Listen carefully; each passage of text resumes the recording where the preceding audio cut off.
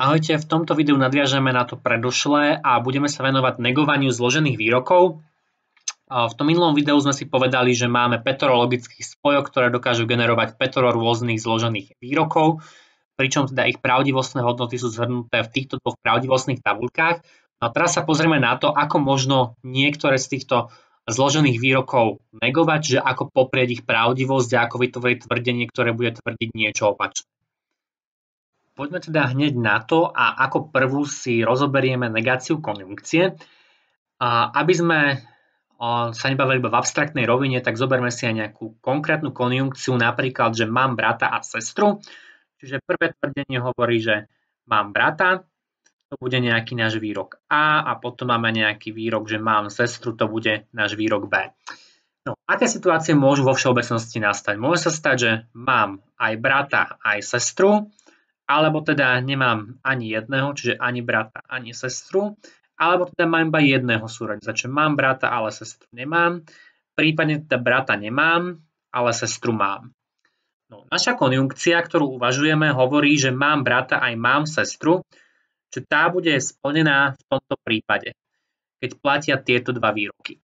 No, my by sme chceli nejako sformulovať negáciu toho tvrdenia. Vieme, že negácia musí pokrývať všetky ostatné možnosti, ktoré nezachytáva pôvodný výrok, čo v našom prípade musí tá negácia pokryť zostávajúce tri prípady. Čiže tento a ešte tento. Keď sa na tie tri prípady pozrieme, tak v každom z nich je teda jeden z tých súrodencov, ktorého nemám. Čiže buď to nemám sestru, alebo nemám brata, alebo nemám ani jedného z nich. Čiže kebyže to chceme vyjadriť nejako slovne, tak môžeme povedať, že nemám brata. Tým by sme pokryli tento scenár, alebo nemám sestru.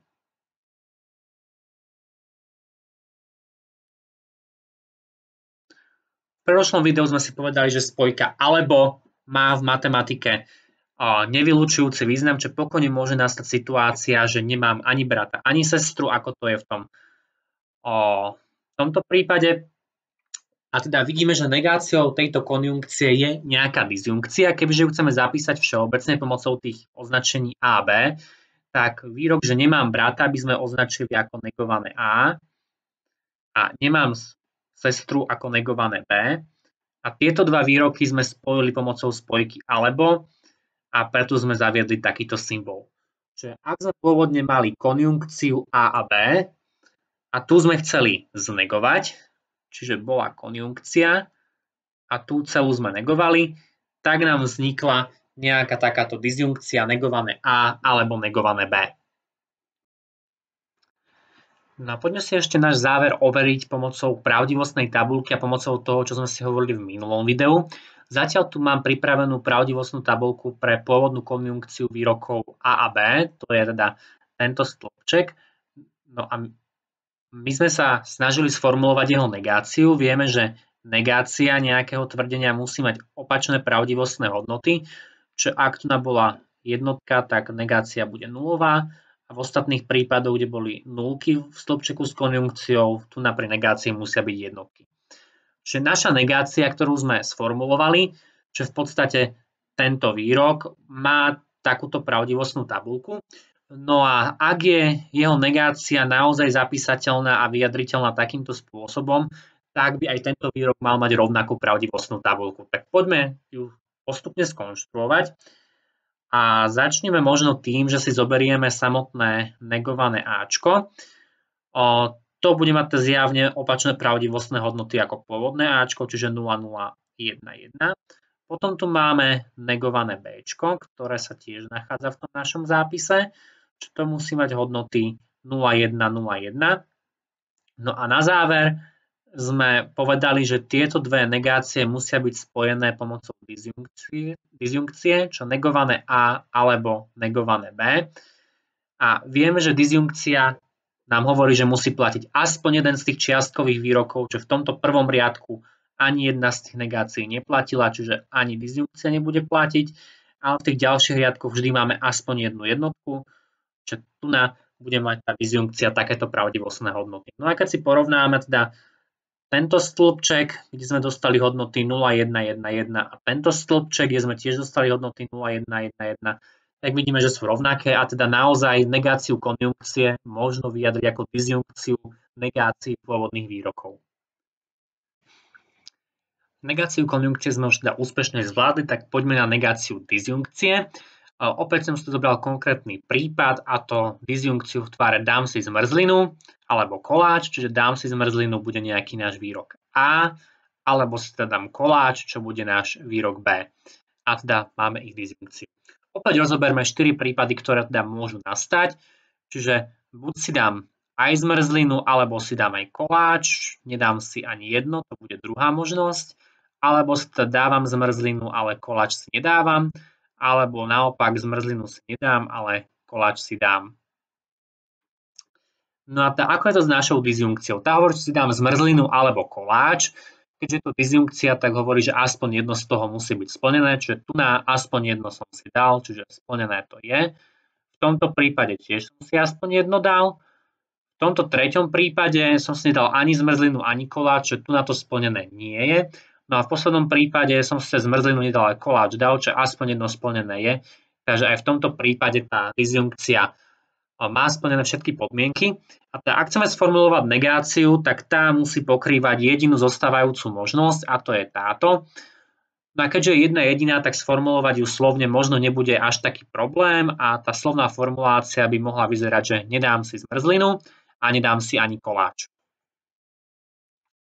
Takže poďme to opäť skúsiť zapísať symbolicky. Výrok nedám si zmrzlinu je v podstate negáciou nášho výroku A, ktorý sme tu mali pôvodne. Že si nedám koláč, to je negácia nášho výroku B. No a použili sme tú spojku ani, ktorú sme predtým v tom našom zozname logických spojok nespomínali, ale ak ste dobre počúvali, ako som formuloval tú negáciu, tak povedal som, že nedám si zmrzlinu a ani koláč, čo v podstate na to Ačko nie je napísané, ale ako si intuitívne ho tam cítim a v podstate tá spojka ani je iba náhradou spojky a v záporných vetách. Čiže keď si nedám zmrzlinu a ani koláč, tak to Ačko bude konjunkcia. A teda vidíme, že negáciou tej našej pôvodnej disjunkcie, či toto bola disjunkcia, my sme dali jej negáciu, tak tú negáciu sme vyjadrili ako konjunkciu negovaného Ačka s negovaným Bčkom. No a urobme si opäť overenie pomocou pravdivostnej tabuľky. Vieme, že samotná disjunkcia je teda pravdivá v prípadoch, ak aspoň jeden z výrokov A a B bude pravdivý, čiže jej negácia bude mať opačné pravdivostné hodnoty. A teda v prvých troch prípadoch bude pravdivostná hodnota tejto negácie 0. A v poslednom prípade, keď Ačko a Bčko bolo nepravdivé, tak negácia tejto disjunkcie bude jednotková. No a opäť poďme overiť, čo to bude zhodovať s tým vyjadrením, ktoré sme našli našou úvahou. Čiže znovu budeme potrebovať negované Ačko a negované Bčko. Čiže tie majú opäť opačné pravdivostné hodnoty ako pôvodné výroky A, B, čiže v prípade negovaného A to budú 2 nuly a 2 jednotky a v prípade negovaného B 0, 1, 0, 1. No a teraz poďme vyjadriť naše finálne vyjadrenie negované A v konjunkcii s negovaným B. Keďže to konjunkcia, tak tá bude splnená len v prípade, keď sú obidva čiastkové výroky pravdivé, a to je iba tento prípad, čiže v poslednom riadku nájdeme jednotku, v ostatných prípadoch to bude 0, nakoľko tam bol vždy nejaký aspoň jeden nepravdivý výrok.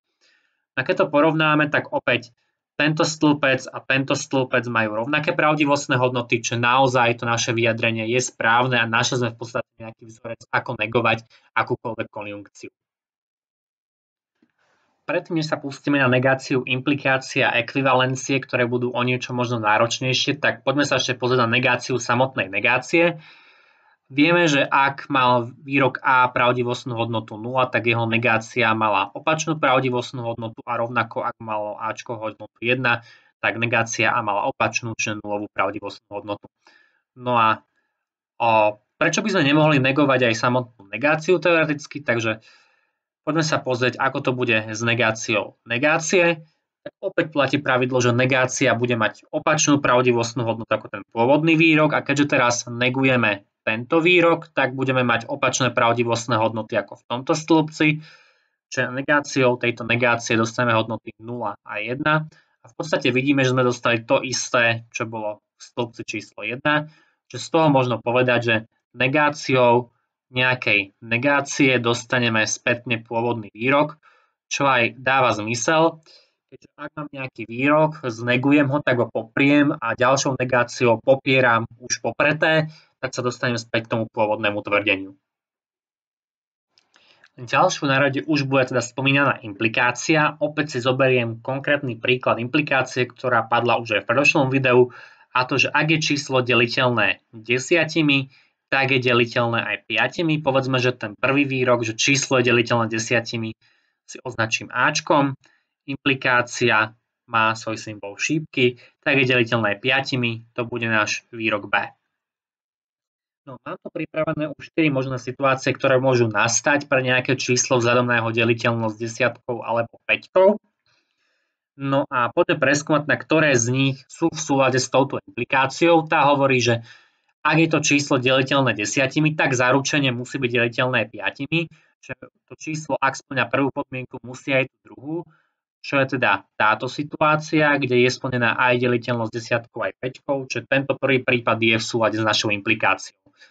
No a potom o implikácii vieme, že ak by ten výrok A nebol splnený, tak o tom B nevieme povedať nič. To môže byť pokojne aj pravdivé, aj nepravdivé, čiže môže nastať ktorákoľvek z týchto možností. Ak deliteľnosť 10 nie je splnená, čo je v tomto prípade a v tomto prípade, tak o tej deliteľnosti 5 naozaj nevieme povedať nič a teda aj tieto dva prípady sú v súlade s našou implikáciou.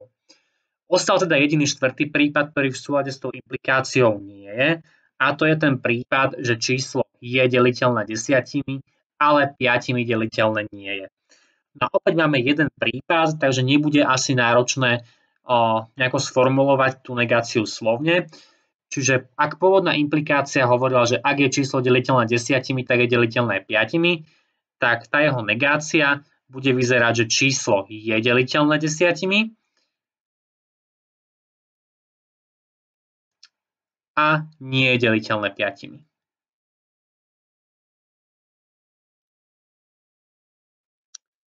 No a opäť to vyzerá byť pomerne jednoduché na symbolické sformulovanie, keďže Ačko je symbol pre konjunkciu. Takže číslo je deliteľné 10, to je presne náš pôvodný výrok A. No a tá druhá časť, ktorá bude napravo od symbolu konjunkcie, je výrok nie je deliteľné 5 a to je negácia pôvodného výroku B. Čiže ak sme chceli negovať pôvodnú implikáciu, že z Ačka vyplýva Bčko, tak jej negáciu sme zapísali spôsobom A v konjunkcii s negovaným B. No a v podstate to dáva aj akýsi zmysel, keď sme hovorili, že negácia, že implikácia nie je splnená v jedinom prípade, ak by z pravdy vyplývala nepravda, tak práve v tej negácii tento prípad je OK, čiže prvý výrok Ačko je splnený, ale druhý výrok Bčko splnený nie je a tam musí byť splnená jeho negácia. Takže ako to bude vyzerať v pravdivostnej tabuľke? Mám tu už vytvorenú pravdivostnú tabuľku pre tú ľavú časť, čiže pre negáciu samotnej implikácie, tá je tu a vidíme, že keďže v pôvodnej implikácii bola jediná 0, tak v negácii je jediná jednotka a všetko ostatné sú nuly. No a aby sme ešte vyjadrili pravdivosť tej pravej časti, tak potrebujeme si vyjadriť pravdivostné hodnoty negovaného B a tie budú teda 1, 0, 1, 0. No a už nám ostáva iba urobiť konjunkciu Ačka s negovaným Bčkom, čiže ideme dávať do konjunkcie prvý stĺpec a tento predposledný. Konjunkcia platí, ak sú splnené oba výroky, čiže v prvom prípade nie sú, ani v druhom, v treťom sú a v poslednom tiež nie sú. No a opäť rýchle porovnanie 0, 0, 1, 0 a rovnako tu na 0, 0, 1, 0. Čiže overili sme, že negáciou implikácie dostávame naozaj konjunkciu v tvare A v konjunkcii s negovaným B. No a skúsme teraz urobiť ešte takú srandu. A bude spočívať v tom, že skúsime znegovať ten výrok, ktorý nám vznikol negovaním samotnej implikácie. Čiže ak sme znegovali implikáciu, vyšlo nám toto. No a skúsme to spätne znegovať. My už teda vieme, že ak negujeme nejakú negáciu, tak by nám mal výjsť ten pôvodný výrok, Čiže by sme očakávali, že tou negáciou bude tá pôvodná implikácia. To už máme overené aj tu na pomocou tej pravdivostnej tabuľky, lebo je to v zásade tento zápis len opačne. No ale skúsme sa na to pozrieť inak, že ideme negovať túto negáciu implikácie inak, keďže vidíme, že tou negáciou implikácií sme dostali konjunkciu a pre negovanie konjunkcie sme tu už mali nejaké pravidlo, ktoré bolo na začiatku toho videa a to nám hovorilo, že konjunkciu znegujeme tak, že dostaneme disjunkciu negácií pôvodných čiastkových výrokov, čo je negácia Ačka v našom prípade, to bol prvý čiastkový výrok, a ďalšia bude negácie B. No a tú negáciu negácie B by sme mohli zapísať ešte jednoduchšie, keďže to negácia negácie, tak dostaneme pôvodný výrok Bčko. No a vidíme, že sme dostali niečo iné ako v tomto prípade. Otázka je, či naozaj sú tieto dva výroky totožné, ekvivalentné, či hovoria to isté. Tak poďme ešte do našej pravdivostnej tabuľky pridať dva stĺpčeky. Prvý bude pre negované Ačko. A negované Ačko bude mať teda zjavne hodnoty 1, 1, 0 a 0. A potom ešte celá táto disjunkcia negované A alebo B. Tam nám stačí, aby aspoň jeden z tých čiastkových výrokov bol pravdivý, čo v týchto prvých dvoch riadkoch splnené máme, lebo platí negované A. V ďalšom riadku nám to neplatí, lebo tu máme nulku, aj tu máme nulku, čo tu je 0. Ale v poslednom riadku Bčko platí, takže dostávame jednotku. No a keď teraz porovnáme tento náš stĺpec s tou pôvodnou implikáciou, tak vidíme, že sme dostali tie isté hodnoty, že záver z tohto pozorovania, keď sme znegovali negáciu implikácie, je taký, že tú pôvodnú implikáciu, čiže A implikuje B, môžeme rovnako nahradiť aj ekvivalentným výrokom negované A v disjunkcii s Bčkom.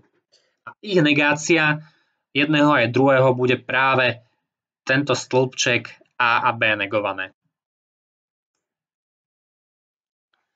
No a dostávame sa na záver k poslednému 5. prípadu a to bude negácia ekvivalencie. Zobral som si tú konkrétnu ekvivalenciu, že Peter príde práve vtedy, keď príde aj Ivan. Čiže výrok, že Peter príde, si označme Ačkom, je to ekvivalencia, čo obojstranná šípka. Keď príde aj Ivan, to bude nejaký náš výrok B. Opäť sú 4 možnosti, ktoré môžu vo všeobecnosti nastať. Vieme, že tá ekvivalencia hovorí o tom, že obidva tie výroky by mali byť rovnako splnené alebo rovnako nesplnené, čiže buď to príde Peter a teda príde aj Ivan, alebo keď Peter nepríde, tak nepríde ani Ivan. Čiže tieto dva prípady by mali nastať. No a tá negácia, ktorú chceme vyjadriť, musí pokrývať tieto ďalšie dva spôsoby. Alebo tieto ďalšie dve možnosti. Čiže buď to príde Peter a nepríde Ivan, alebo Peter nepríde, ale Ivan príde. No a keď to mám zapísané slovne, tak poďme ešte symbolicky. Čiže tú prvú časť, že Peter príde a Ivan nepríde, pomocou symbolov výrokov A a B by sme označili, teda, že platí Ačko, keďže je tu spojka A, je konjunkcia, Ivan nepríde, čo je negované B. Potom tu máme alebo, čiže táto časť, alebo tá druhá, a tá hovorí, že Peter nepríde, čiže negované A. A súčasne, čiže konjunkcia Ivan príde, čiže B. Dá negáciu našej ekvivalencie, že A je ekvivalentné s B, sme vyjadrili ako disjunkciu, lebo tu máme v strede alebo. A to je to disjunkcia dvoch konjunkcií. Prvá konjunkcia bola A v konjunkcii s negovaným B a druhá bola negované A v konjunkcii s B. Tento záver by sme opäť vedeli overiť pravdivostnou tabuľkou. To teraz robiť nejde, môžete to robiť ako cvičenie podobným spôsobom ako tie predošlé prípady, ale skúsme si túto negáciu ekvivalencie odvodiť ešte inak, keďže v predošlom videu sme si povedali, že každá ekvivalencia A je ekvivalentné s B je v podstate to isté, akože súčasne platí aj táto implikácia, že z Ačka vyplýva Bčko a zároveň, že musí platiť opačná implikácia z Bčka vyplýva Ačko. No a toto môžeme využiť na odvodenie tej negácie. Ak teda chcem odvodiť negáciu tejto ekvivalencie, tak v podstate môžem odvodzovať negáciu tohto celého. No a toto celé je v prvom rade konjunkcia. Takže negáciou tejto konjunkcie teraz dostanem disjunkciu. A bude to disjunkcia negácie tých čiastkových výrokov. Čo negácia tejto implikácie a druhá bude negácia tejto implikácie. No a negáciu implikácie sme si už predsa odvodili, že negovaním implikácie z A vyplýva B, dostaneme A v konjunkcii s negovaným B. A negáciou tejto druhej implikácie dostávame v podstate, že Bčko platí a súčasne Ačko neplatí. Bčko v konjunkcii s negovaným A. No a v podstate, keď sa na to pozrieme, dostali sme presne toto, akurát v tej poslednej zátvorke máme prehodené poradie členov, čo dostali sme A v konjunkcii s negovaným B a to celé v disjunkcii s druhou konjunkciou. Negované A v konjunkcii s B. No a či sme mohli toto poradie prehodiť, tak vieme, že tá konjunkcia platí iba v prípade, ak obidva tie výroky sú súčasne pravdivé, či jedno v akom poradí ich zapíšem, musia platiť obidva. Čiže naozaj tieto dva zápisy vyjadrujú to isté. A teda tú negáciu celej ekvivalencie môžeme odvodiť takýmto spôsobom a dostávame to, čo sme videli v predošlom prípade.